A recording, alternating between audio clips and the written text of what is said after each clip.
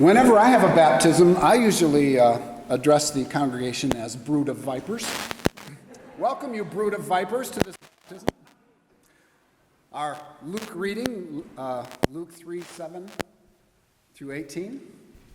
Not a very cheerful message. Thank you, John the Baptist, for that message of joy. Today, joy being our candle, our Advent candle. I'm all dressed in the rose color of joy because this is a season of anticipation.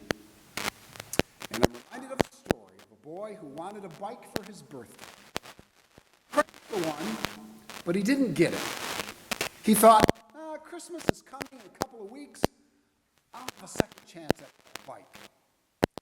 So he started to pray. But then he thought, no, I prayed for a bike for my birthday, and I didn't get one. So he walked around the house, and he saw the statue of Mary at the big nativity that they had in their house, and he got an idea. So he took Mary, and he wrapped Mary in this towel, and he stuck Mary in the dresser drawer of his bedroom. And then he looked and he said, if you want to see your mom again, give me a bike. Blackmail, extortion, threats, which leads us back to John the Baptist's cheery message, cheery gospel this morning. Why are we hearing so much about John the Baptist anyway? Especially this time of year. What does he have to do with the coming of Christmas? John, wild-looking, with straggly beard and long matted hair into dreadlocks. John dressed in a camel hair sport coat and a woolly tunic with dirt, caked with dirt, as rough as a doormat on his skin. John, obsessive, compulsive, under anger management, grossly out of touch with his inner child. What does he have to do with it all? Why are we hearing from him? John is untidy, he's unpolished, and he's dangerous, especially for Christmas. Invite John to your holiday party, and he'll embarrass you in front of your guests, I promise. Everything he says ends with an exclamation point. He flails his arms, and he'll spill eggnog on your Persian rug. He'll shout and he'll yell, and he'll probably scare that baby who sleeps in a manger. Why do we hear from John in Advent? I think it's because John's message makes Jesus' message stand out more clearly. Whatever John's message was, it was not gospel. It was not good news. But it's freedom and forgiveness and life and hope. He is the good news of great joy that comes to all people. That's what the angels said to the shepherds. Now I want to share just a real short, what I call a BS story. BS, that stands for before. Christy and I, we used to go to Frankenmuth, otherwise known as Chicken City. We used to go there every year, and we would have a chicken dinner at the Bavarian Inn. And if you've ever had one there, you know that it comes with all these side dishes. First, they come out with about 20 different ones. Anything that can be diced or sliced or creamed or pickled or candied. It came out. And one year, we were there, and we're listening to Linda Lee play her accordion. She wandered around serenading all the customers in the restaurant while some guy in lederhosens took our order and brought us our meal. And among some of the other dishes, he placed this bowl of pickled beets next to me. And I don't know if it was the excitement of being out with Christy or the spirit of Advent that inspired me, but without thinking, I took my fork, I stabbed one of those egg-shaped deep purple beets right in the middle, I raised it and stuck the whole thing in my mouth. I always wondered what uranium tasted like.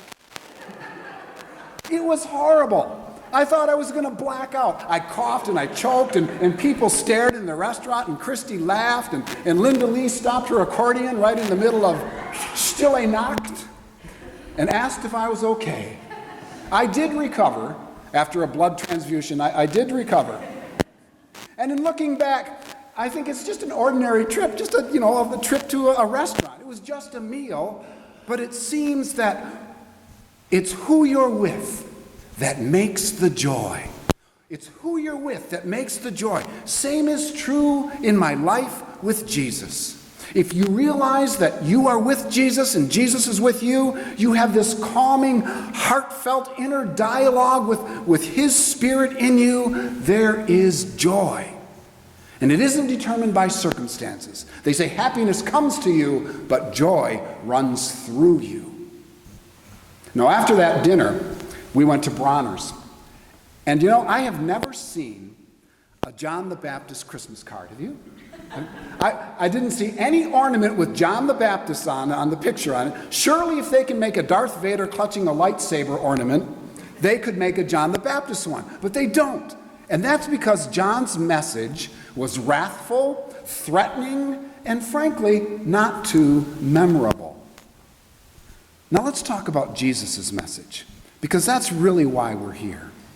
Jesus is the good news of joy. But John is the pickled beet of Christmas time.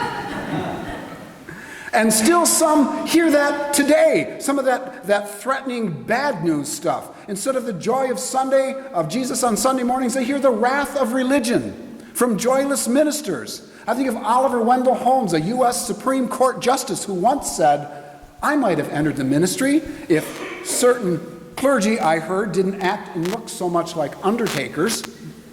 I might have joined." I think more ministers ought to experience the joy of wearing purple shoes. What do you think? Yeah. And here's the good news. God is like Jesus. God is like Jesus. Jesus has shown us the face and the heart of God through the life he lived on earth. That's it.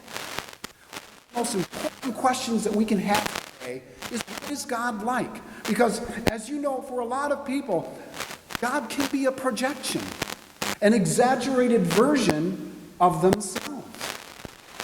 Sometimes God is like that test, that Rorschach, where they show you the ink blot picture, and then you say what you think it is. It's a dragon, it's a spider, it's my mother-in-law. I read a quote just yesterday. If your religion tells you something, you need a new religion. And if a person has fear, it can be reflected in their God. And they can justify just about anything. If they have guilt from the past, it can be in their God. If they are angry, most likely, they serve an angry God. If they are prejudiced or spoiled or materialistic, so is their God. There are so many different interpretations out there of God. Even in the Bible, we turn the pages of our inspired scripture. I believe it's inspired, but you can improperly piece together just about any version you want. If you're looking for a God of peace, you'll find him. If you're looking for a God of war, you can find him. If you're looking for a God of compassion, you can find him. If you're looking for a vindictive, violent, exclusive, wrathful God, you can find him. If you're looking for an American God, you can find him. If you're looking for a male God, you can find him. And so often, that's the Christianity that we hear about in the media, on TV, and on commentary shows like Bill Maher and John Oliver. And many people have ridiculed and rejected that type of God. And so have I.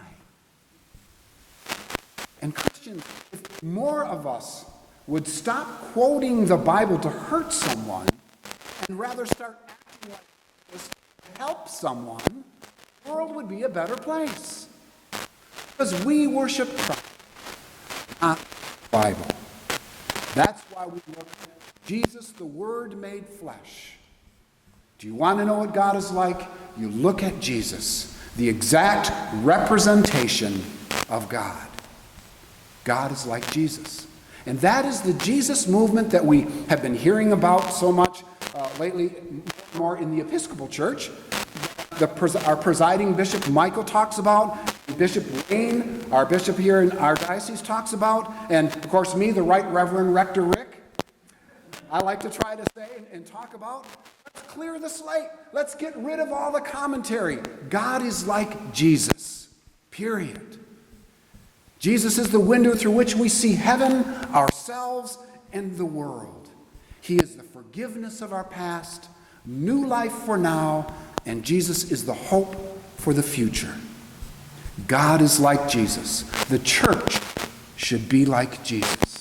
And that's why Jesus came to us, so that we could understand, so that everyone can understand that Jesus is the one. He is the bread of life, so that bakers can understand.